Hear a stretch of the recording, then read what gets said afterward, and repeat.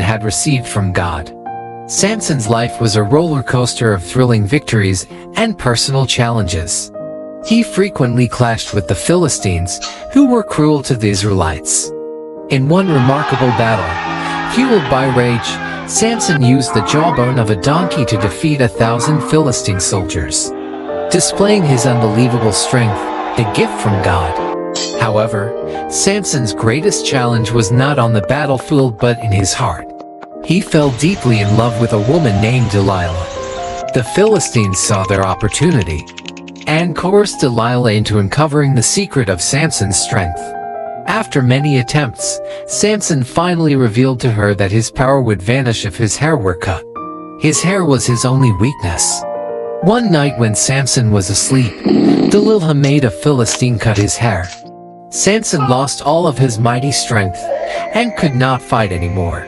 The Philistines captured him with ease, treating him harshly and imprisoning him after blinding him, marking the lowest point in Samson's life.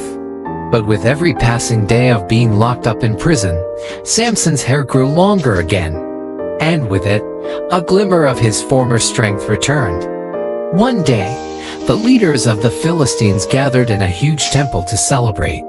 They were happy because they had captured Samson finally.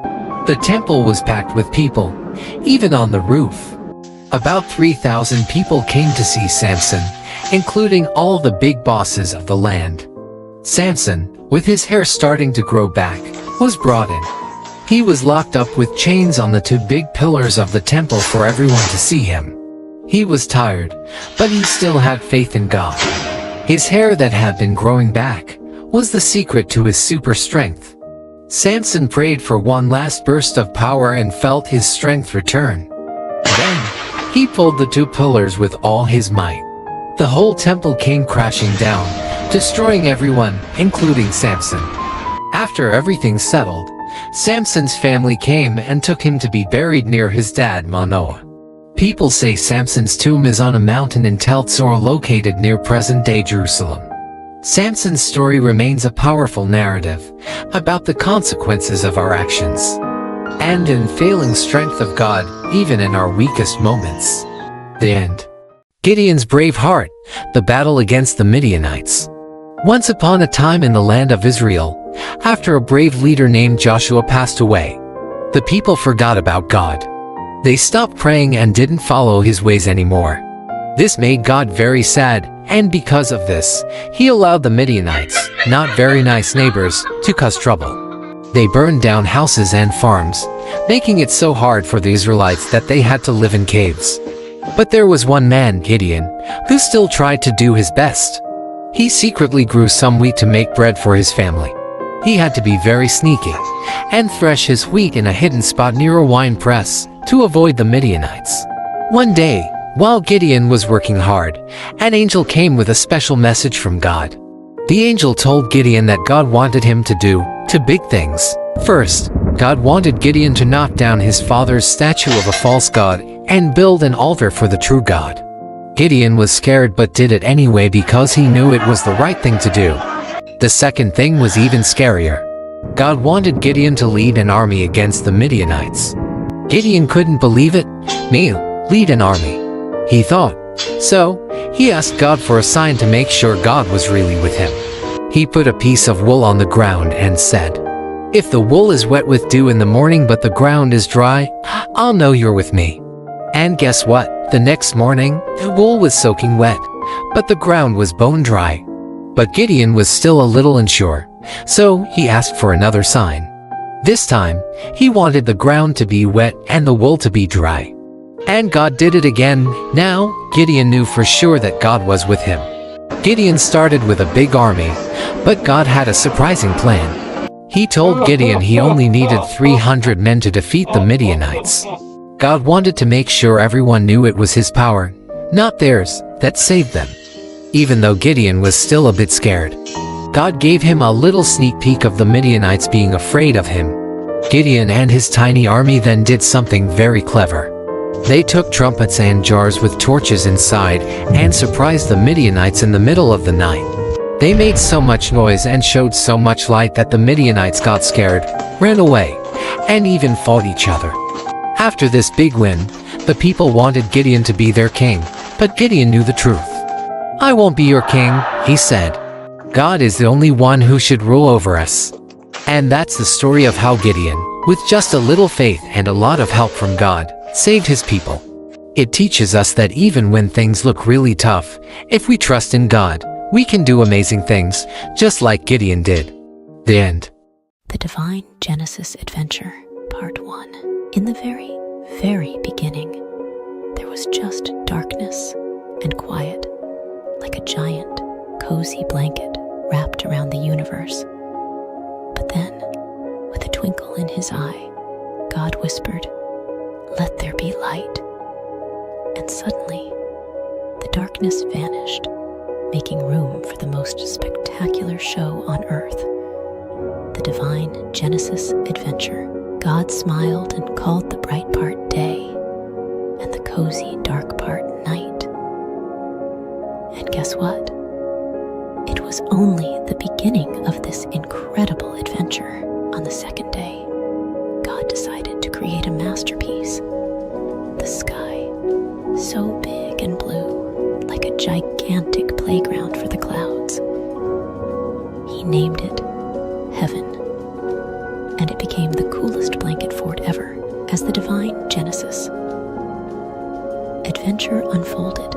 God scooped up the waters and gave the land a big, welcoming hug. "Hello, Earth," God cheered. The waters became seas, and the land was named Earth. God giggled and said, "It's fantastic." Now, on the third day, God got artsy. He painted the ground with vibrant colors, making flowers, trees, and grass dance together in a joyous parade. Each tree had its own special fruit, and God thought it was the most dazzling garden ever. The fourth day brought the grand light show. God placed the sun to play tag with the clouds during the day, the moon to peek out at night, and the stars to twinkle like the friendliest fireflies. The sky turned into a magical canvas painted with celestial wonders. But wait, there's more. On the fifth day, God threw a party in the oceans and the sky. Playful fish and graceful birds, and God blessed them with the best dance moves and flying tricks. "Be fruitful and multiply," God cheered, and the party went on. Now, for the most exciting part, the sixth day. God created land animals, each with its own quirks and charm. Lions roared, monkeys swung, and butterflies fluttered. But then, in the spotlight of the Divine Genesis Adventure, God created humans, Adam and Eve. God shaped them with love, like the most fantastic sculptures. He breathed life into them and said, "You're my special creation. Take care of this wonderful world." Adam and Eve explored the enchanting garden, naming animals and sharing giggles with God. God provided a buffet of delicious fruits and green herbs for everyone to enjoy. "It's a feast," God exclaimed. And as the sun dipped below the horizon, God looked at everything with pure joy. It's not just good, it's amazing.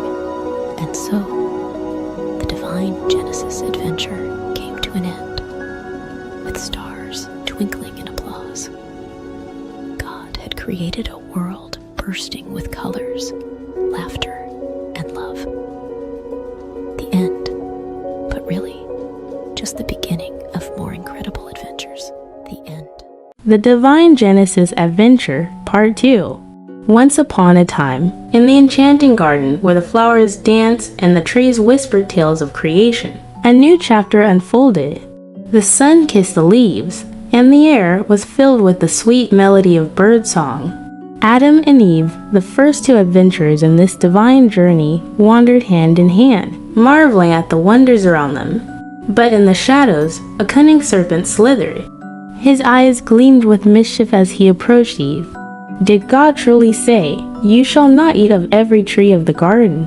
The serpent hissed, weaving doubt like a mischievous spell. Eve, with innocence in her eyes, replied, "We may eat the fruit of the trees." But God said, "You shall not eat it, nor shall you touch it, lest you die." The serpent, a master of deception, slyly whispered, "You won't die." God knows that when you eat it, your eyes will open, and you'll be like God, knowing good and evil. Fascinated by the idea of wisdom and knowledge, Eve gazed at the tree. Its fruit looked delicious, pleasing to the eyes, and desirable for gaining wisdom. The serpent's words echoed in her mind, and she plucked the fruit, taking a bite. She then offered it to Adam, and he too took a bite. Suddenly, their eyes were open, and they realized they were naked. Quickly, they sewed fig leaves together to cover themselves, for they felt exposed in the newfound awareness of good and evil. In the cool of the day, they heard the sound of the Lord God walking in the garden. Fearful and ashamed, Adam and Eve hid among the trees. God called, "Where are you?" Adam admitted, "I heard your voice, and I was afraid because I was naked, so I hid." God, in his infinite wisdom, questioned Adam, "Who told you that you were naked? Have you eaten from the forbidden tree?" Adam, unable to bear the weight of his choice, pointed to Eve. "The woman you gave me, she gave me the fruit, and I ate." God turned to Eve, who explained, "The serpent deceived me, and I ate." The consequences unfolded like pages of a story. God spoke to the serpent, cursing it and foretelling a future conflict. To the woman, God spoke of increased sorrow and pain in childbirth, and the man's dominion over her. To Adam, God spoke of the ground being cursed, bringing forth thorns and thistles, and the toil of labor for sustenance. Yet, even in the face of consequences, God showed mercy. He made tunics of skin for Adam and Eve, clothing them with his grace. As Adam named his wife Eve, the mother of all living, they faced the realities of their choices. The divine Genesis adventure took an unexpected turn, revealing the delicate balance between free will and the consequences of decisions. In the end, God, in his infinite love, placed cherubim at the gates of the garden, guarding the way to the tree of life. The adventures of Adam and Eve continue beyond the garden, a journey of redemption and grace, reminding all that even in our choices, God's love and mercy prevail. And so, the divine narrative unfolded, teaching the young and old alike the profound lessons of choice, consequence, and the enduring grace of a loving Creator. The end. Once upon a time, in a world where people had forgotten to be kind, there lived a man named Noah who worshipped God. Noah was a man of faith, but everyone else around him disobeyed and hated God. One day, something shocking happened. God spoke to Noah, revealing a plan to destroy the wicked world, sparing only Noah's family. God instructed Noah to build a wooden ark, a boat big enough for his family and many animals. Noah got to work, following God's exact instructions. Probably, people mocked Noah as he explained why he was building an ark.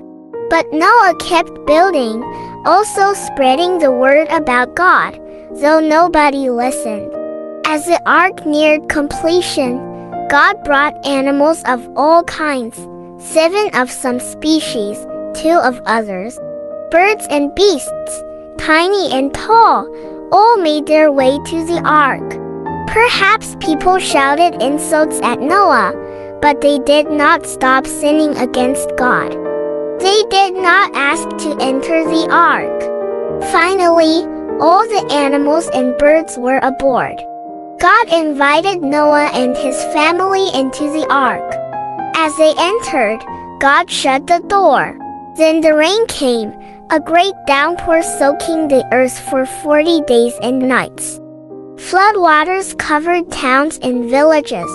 The ark floated on top of the rising waters, sheltering Noah from the flood. After 5 months, A drying wind sent by God brought the ark to rest on the mountains of Ararat. Noah and his family waited inside as the water lowered. Noah sent a raven and a dove out. The dove returned with an olive leaf, a sign that the earth was slowly drying. God told Noah it was time to leave the ark. Together, Noah and his family unloaded the animals. Noah, filled with gratitude, built an altar and worshipped God who had saved him and his family from the awful flood. God gave Noah a wonderful promise. Never again would he send a flood to judge human sin. As a great reminder of this promise, God gifted the world with a rainbow, a beautiful sign of his covenant. And so, Noah and his family found new beginnings after the flood. In time, his descendants repeopled the whole earth, and all nations came from Noah and his children.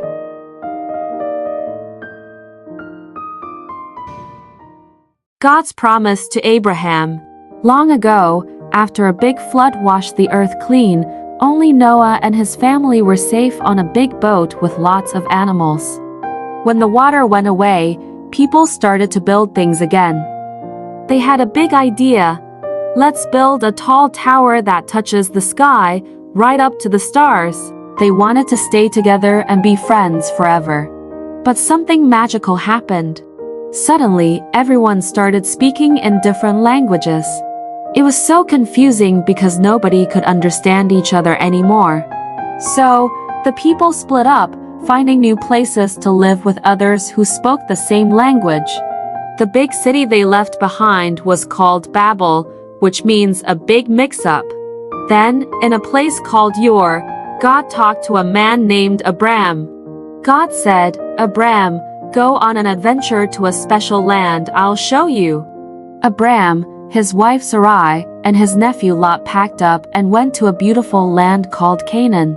Canaan was filled with green fields and clear blue skies. Abram and Lot had so many sheep and cows. The land they were living on didn't have enough grass and water for all the animals. So, the workers of Abraham and Lot started arguing over the best spots for their animals to eat and drink.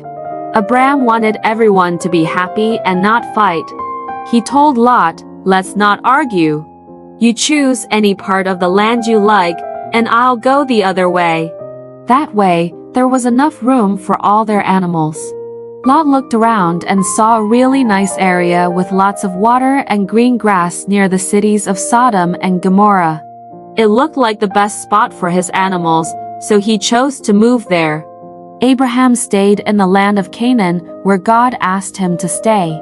Even though Abraham and Lot had to live apart to stop the arguing, Abraham made sure they did it in a kind and peaceful way, showing he was a really good uncle and a wise man.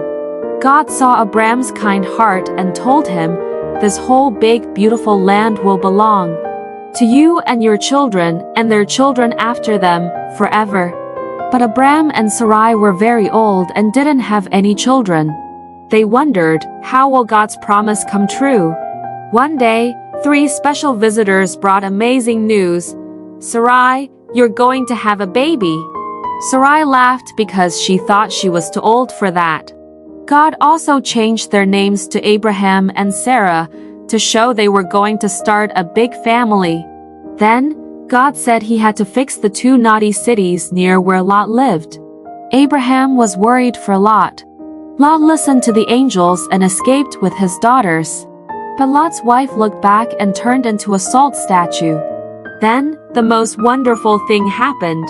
Even though they were very old, Abraham and Sarah had a baby boy named Isaac. Isaac, which means laughter. They were so happy and amazed at God's miracle. Abraham knew then that God always keeps his promises, like giving him a big family and a beautiful land to live in. And that's the story of how Abraham and Sarah learned to trust in God's promises, no matter how impossible they seemed. The end. Once upon a starry night, in a land filled with whispers of the past and promises for the future, Abraham, a man known for his kindness and faith, received a very tough test from God. God asked him to do something unimaginable, to offer his dearest son Isaac as a special gift back to God. This was to see if Abraham trusted God above all else, even more than he loved his precious son. Abraham's heart felt heavy, like a stone sinking in a deep, deep ocean. But deep inside, he knew he had to trust God, no matter how hard it seemed. So, with a brave yet heavy heart, he prepared for the journey. As the first light of dawn painted the sky in soft hues of pink and orange, Abraham, Isaac, and their 2 faithful servants set off on a journey filled with uncertainty. Abraham carried the fire and a knife, while Isaac, unaware of what was to come, carried the wood for the fire. As they neared the mountain that God had told them about, Abraham asked his servants to wait for them at the foot of the mountain. "Isaac and I will go up to worship, and then we'll come back to you," he said with a gentle smile. Climbing the mountain, Isaac, with a curious twinkle in his eye, asked, "Father, we have the wood and the fire, but where is the lamb for the offering?" Abraham, with a heart full of hope, replied, "My son, God will take care of it. He will provide the lamb for the offering." Reaching the top, Abraham built an altar, the most difficult one he ever had to make. He arranged the wood, and with a heart weighed down by a sea of emotions, he gently placed Isaac on the altar, ready to show God that he trusted him completely. But just as Abraham raised the knife, a voice as powerful as thunder, but as gentle as a whisper, stopped him. "Stop, Abraham." It was an angel sent by God. The angel said, "You've shown that you trust God above all by being willing to give up your only son." Then Abraham saw a ram caught in some nearby bushes. With a heart bursting with relief and gratitude, he untied Isaac, and together they offered the ram to God. It was a moment filled with so much joy and thankfulness. Abraham and Isaac returned home, their bond stronger than ever, their hearts filled with the knowledge that when you trust in God, He always provides, just in the right way and at the right time. And so, under the same stars that had witnessed their journey, Abraham and Isaac found comfort in knowing that no matter what, God's love and care would always guide them, just like it guides us all. The end. The adventure of Abraham and Isaac. A new beginning. Once upon a time, after a big adventure on a mountain, Abraham and his son Isaac were on their way back home. Then, while the stars twinkled like tiny smiles above them, a kind angel came with a message that made their hearts dance. "Abraham," the angel said, "your family will be as numerous as the stars. And guess what? They're going to bring happiness to the whole wide world." It was like a secret promise about a hero who had come from their family tree, someone very special named Jesus. But when they got back home, they found themselves in a very quiet house. Sarah, the laughter and love of their home, had gone on a journey to the stars. Abraham and Isaac felt very sad, missing her warm hugs and bright smile. Abraham had an idea to bring some joy back into their home. He called his most trusted friend, a wise old servant, and gave him a very important mission. "It's time for Isaac to find a companion, someone to share stories and dreams with," Abraham said. "Please find a kind lady from our family for Isaac." The servant set off on his camels, hoping for a little help from the stars. As he reached a faraway land, he made a wish. "Let the right lady be the one who offers water to my thirsty camels. It wasn't just any wish. It was a special kind of hope that only the kindest hearts could fulfill. Like a scene from a beautiful story, along came Rebecca with a smile as bright as the dawn. She saw the camels, tired and thirsty, and offered them cool, refreshing water. The servant's eyes sparkled with joy. This must be the one, he thought. She was kind, just like the wish. Rebecca, brave and full of adventure, said yes to a new journey. She traveled across the deserts and mountains to meet Isaac. When Isaac saw her, it was like spring had come to his heart, filling it with flowers and sunshine. Rebecca's kindness and laughter brought new stories and dreams to their home. Isaac and Rebecca, hand in hand, started a wonderful adventure together, full of love and promise. And so, the story of Abraham, Isaac, and now Rebecca reminds us all. After every big adventure, after every sad goodbye, there's always a new beginning, a chance for love and joy to grow again, just like the stars that twinkle in the night sky. The end. Jacob and Esau, a story of brothers and forgiveness. Once upon a time, in a land of ancient wonders, Isaac and Rebekah were blessed with not one, but 2 sons at the same time. These were no ordinary boys. They were twins named Jacob and Esau. Even before they were born, they were already showing their unique personalities, with Esau loving the thrill of the hunt, and Jacob preferring the quiet of home. Esau, the elder, was as rugged and wild as the forests he roamed, while Jacob, the younger, was thoughtful and clever, always with a plan up his sleeve. Their parents loved them dearly, but each had a favorite, which brewed a little competition between the brothers. One day, as Esau returned from his adventures, famished and weary, Jacob saw an opportunity. He offered Esau a simple meal in exchange for his birthright, the special status of the firstborn. Esau, thinking little of the future, agreed. This moment would change the course of their lives in ways they couldn't imagine. As the boys grew, so did their rivalry, especially when it came time for their father Isaac to bestow his special blessing. Rebekah, who adored Jacob, devised a plan to ensure her favorite son received this honor. With a bit of disguise and a daring heart, Jacob tricked his father and received the blessing meant for Esau. Realizing the deception, Esau was heartbroken and filled with anger. To protect Jacob from Esau's wrath, Rebekah sent him far away to her brother Laban's house, hoping that time would heal the rift between her sons. Jacob's journey was not easy. He worked tirelessly for Laban, enduring trickery and toil, all for the love of Rachel, Laban's daughter. Yet, through these trials, Jacob grew wiser and kinder, learning the value of honesty and hard work.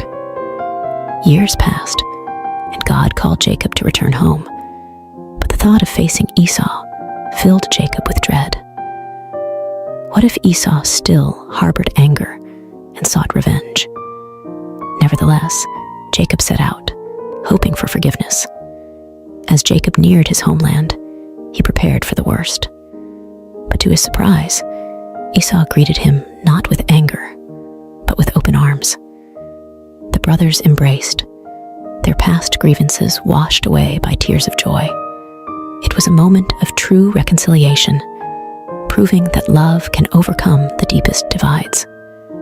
Together again, Jacob and Esau showed us that it's never too late to mend broken bonds, and that forgiveness is one of the greatest gifts we can offer. The end. Joseph's journey, from dreamer to dreamkeeper. In a land where families were as vast as the stars, Isaac's heart was full of joy as his son Jacob returned home. Even Esau, who once harbored anger, welcomed Jacob with open arms. But not all was peaceful, for Jacob's sons felt a storm brewing in their hearts, troubled by their younger brother Joseph, who was clearly the apple of their father's eye.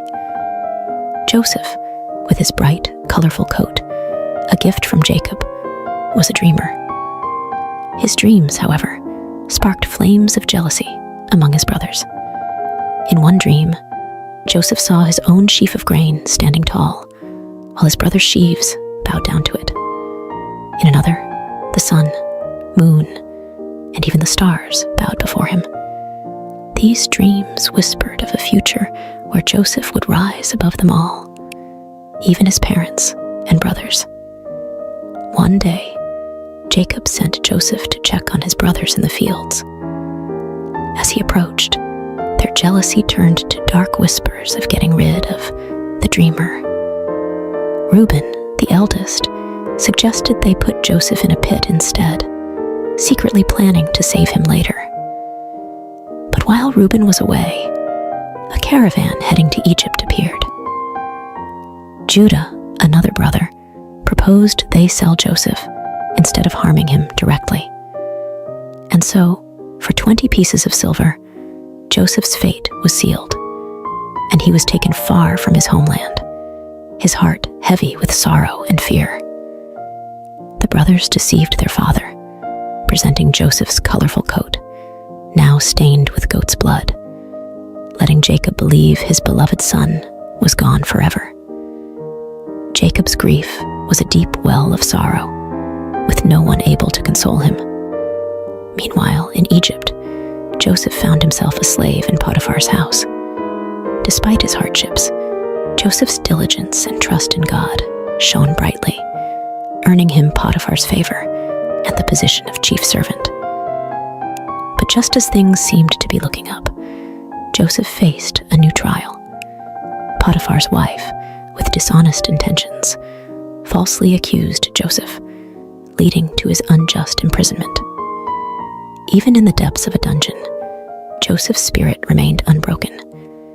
He understood that through all trials, honoring God was his true strength, a beacon of hope that illuminated even the darkest of places. The end. Joseph's journey from prison to palace. Once upon a time in a far-off land called Egypt, Joseph found himself in a dark prison, wrongly accused by Potiphar, his former master. But even in such a grim place, Joseph's kindness and helpful nature shone bright. The wardens saw something special in Joseph and trusted him to help organize prison life, making it a better place for everyone. One day, Joseph noticed two new prisoners looking particularly downcast. They were the king's baker and butler, troubled by dreams they couldn't understand. Joseph, with his unwavering faith, assured them, "God can reveal what your dreams mean. Tell me about them." To the butler, Joseph predicted a return to Pharaoh's favor in just 3 days and asked to be remembered. To the baker, however, Joseph had to deliver some unfortunate news. Just as Joseph had said, the butler was restored to his position, but he forgot about Joseph, leaving him in prison. Time passed until one day, Pharaoh himself was troubled by a mysterious dream. Remembering Joseph's gift, the butler finally spoke up, leading to Joseph's summoning. Standing before Pharaoh, Joseph humbly explained that the dream foretold 7 years of abundance, followed by 7 years of famine. He advised Pharaoh to store food during the good years to prepare for the tough times ahead. Impressed by Joseph's wisdom and his clear connection to God, Pharaoh declared, "You will take charge in Egypt, second only to me." And so, Joseph went from prison to palace, overseeing the land's preparations for the coming famine. As predicted, the years of plenty came and went, and spread across the land. Back in Joseph's homeland, his family was starving. Jacob sent his sons to Egypt to buy grain, not knowing that they would come face to face with their long-lost brother, now the lordly ruler of Egypt. Joseph recognized his brothers, but they didn't know him. Recalling his boyhood dreams, Joseph realized that this moment was part of a bigger plan. He tested his brothers, demanding they return with their youngest brother Benjamin to prove their honesty.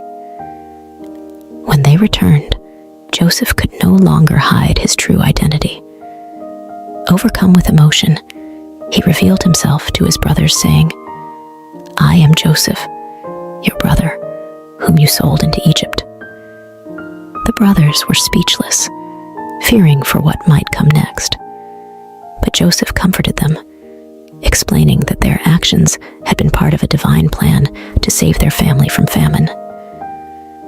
"God made me Lord in Egypt so I could save your lives," he told them. Soon after, Jacob and Joseph were joyfully reunited in Egypt, and the entire family was settled there, living in peace and plenty, thanks to Joseph's faith and God's guiding hand. The end. The Adventure of Baby Moses, From the Nile to the Palace. In a time long ago, Egypt mourned the loss of a great leader, Joseph. He had saved the land from famine and was loved by all.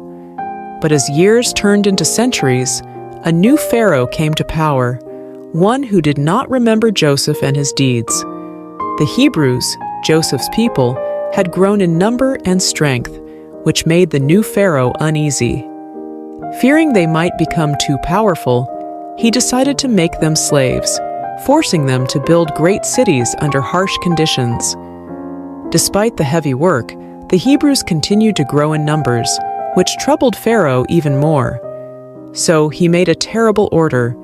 All newborn Hebrew boys were to be thrown into the river Nile. One Hebrew family, desperate to save their baby boy, crafted a plan. They carefully placed him in a snug, watertight basket and set it afloat among the reeds of the Nile, trusting in a higher power to protect their child. As the basket bobbed gently in the water, the baby's sister watched from a distance, her heart filled with hope and fear. Then, something unexpected happened. Pharaoh's daughter came to the river to bathe and spotted the curious basket among the reeds. With a mix of surprise and compassion, she ordered her servant to bring the basket to her. Upon opening it, the sound of the baby's cry touched her heart. "It's a Hebrew child," she realized, but instead of sending him to a cruel fate, she chose kindness. "Poor little thing, you're so beautiful," she cooed, perhaps even playing with the baby as anyone would with a precious little one. Watching all this unfold, the baby's sister saw an opportunity. She bravely approached the princess and offered to find a Hebrew woman to nurse the child. The princess agreed, not knowing the girl would bring the baby's own mother. Rushing home, the sister called out to her mother, "Come quickly! Oh, hurry!" Without a moment to lose, they both hurried back to the riverbank. There, Pharaoh's daughter entrusted the baby to his mother, saying, "Nurse him for me, and I will pay you." She named him Moses, which means drawn from the water. In a twist of fate, baby Moses was back in his parents' arms, where they taught him to love God and cherish his heritage. But soon, he would grow up in the palace as the son of Pharaoh's daughter, destined for greatness, part of a divine plan far beyond what anyone could imagine. The end.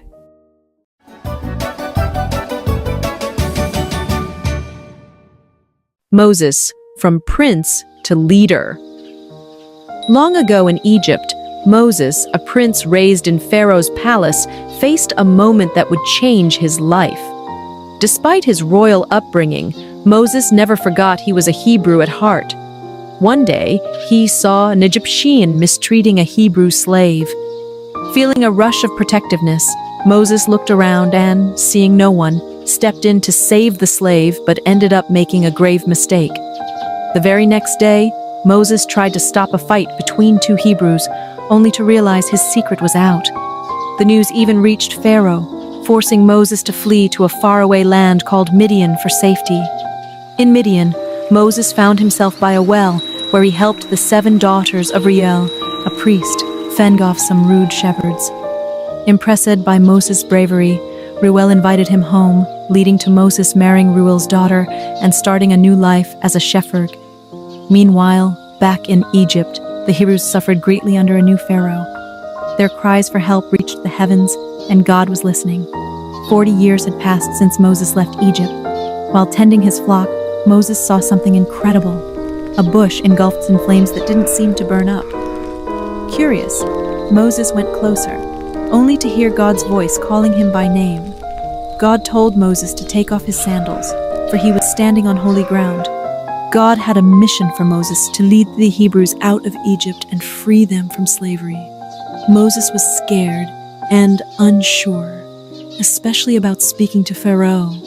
But God showed Moses miraculous signs, turning his staff into a serpent and then back again, and even curing his hand from leprosy to prove his power.